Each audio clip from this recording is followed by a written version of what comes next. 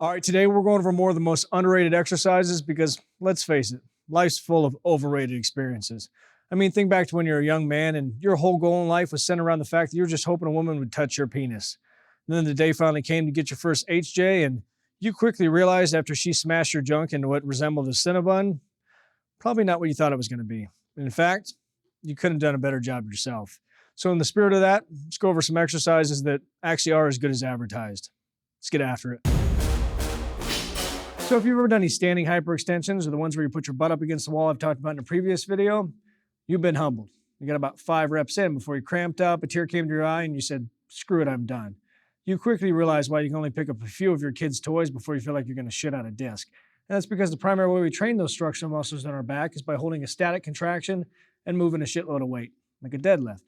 But I feel like that misses out a really important aspect of training those muscles, and that's being able to safely and efficiently disengage and re-engage those muscles at will. And this exercise is the most horrible way to do that. So the way you're going to set this up is by having a slight bend in those knees and pushing your butt back, which is ultimately going to shift the weight into your heels. And the name of the game on this is flexion and extension. Now, one important note, at no point during this movement are we actually rowing the weight up. We are going to engage those rhomboids and upper back at the top, but you only need a slight bend in your elbow to do that. So don't screw it up by trying to row the weight. And the bottom of this movement is really centered around exaggerating the stretch. So make sure you flare those lats, let that back naturally roll forward. And when you start the contraction, think about flexing from the bottom all the way up. So engage that lower back first, move into those lower part of your lats, into those lower and mid traps, and then finish off by hitting those rhomboids and then even into those rear delts. Also keep in mind, this is a really light movement. If you haven't done this before, I would simply just use the bar and hold two kind of the top and the bottom. That way you can ensure you can safely go through it, but also because it's harder to go slower.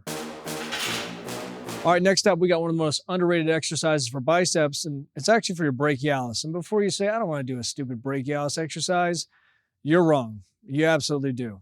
I mean, let me just see if I can relate it back to something that hits home a little bit more. Think about the last time you went on a hot date. You knew before you went on that date, there's a specific pair of pants you're going to wear because it really accentuated your bulge. And let's be honest, 50% of that thing is balls. They really prop up your dick and allow it to peacock for the world to see.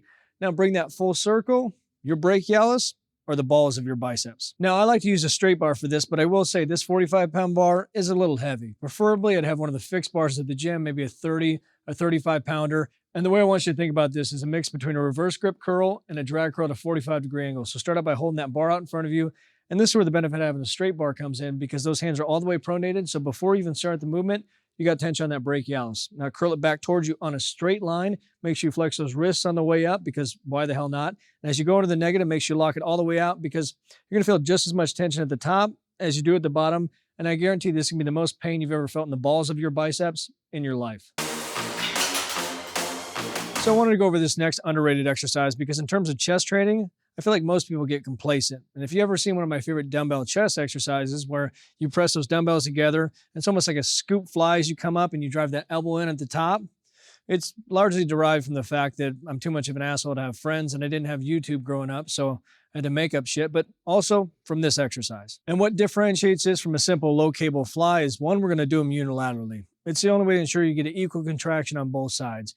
You focus on one side at a time, you take that offhand, you grab your boob, and you make sure you get equal engagement. Now, the second thing is, just like that dumbbell movement, we're gonna flare that elbow out and in as you come up. So at the bottom, you flare it out. As you come up, you drag the arm along your body and try to drive the elbow towards your sternum at the top. It's gonna engage more of the inner and lower part of your chest. So there's quite a few exercises that by themselves are decent, but when you start to use your body to work against it and actually make it harder on yourself, it goes from being decent to holy hell, that's an underrated exercise. And this shoulder example is one of my favorites. And that's taking a traditional front raise and adding a few modifications. The first one being is before we even start the movement, we're gonna press those dumbbells together. And you're gonna notice right away, there's a different level of engagement out of those shoulders. Now we gotta widen those knees out because as we come down, we're gonna lean back and increase the stretch on those delts. And what really screws us is as we contract up, we're gonna lean forward and make it that much harder.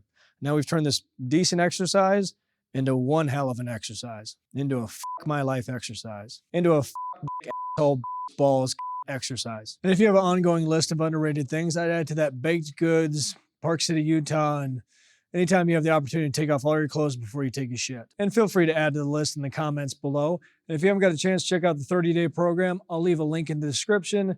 It's 30 days, 20 videos, $20. It's $1 a day. Also, I fly to California this weekend to buy some more equipment so we can do a full equipment version of that program. It's going to suck too. And if you haven't got a chance to check out these videos, I'd watch those next. But most importantly, subscribe and hit the notification bell. And get after it, get growing. Talk to you soon.